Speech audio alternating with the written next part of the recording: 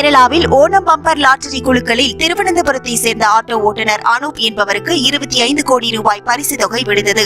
பரிசு தொகையான 25 கோடியில் லாட்டரி ஏஜென்ட் கமிஷன் மற்றும் அரசின் வரி பிடித்தம் போக 15 கோடி ரூபாய் அனூப்புக்கு கிடைக்க உள்ளது. இதனால் மகிழ்ச்சியின் உச்சத்திற்கே சென்றிருந்த அனூப் இன்று தனக்கு லாட்டரி பரிசு விழுந்ததை எண்ணி வெறுப்படையும் நிலைக்கு தள்ளப்பட்டிருக்கிறார்.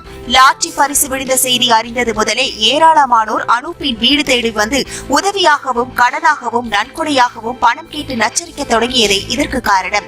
சினிமா தயாரிப்பாளர்கள் சிலரும் ஆசை வார்த்தைகள் கூறி இவர் வீட்டு கதவை தட்டியிருக்கிறார்களாம்.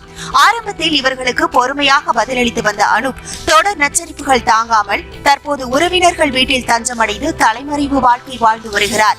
இது குறித்து வேதனையுடன் அனூப் வீடியோ ஒன்றையும் வெளியிட்டிருக்கிறார்.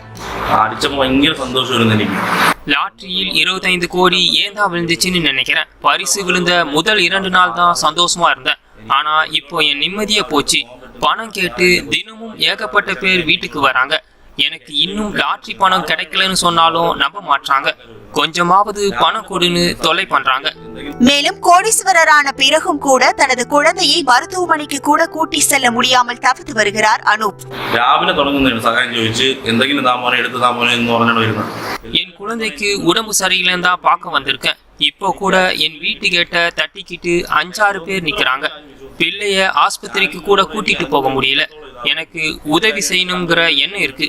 ஆனா என் நிலைமையை யாருமே புரிஞ்சுக்கல.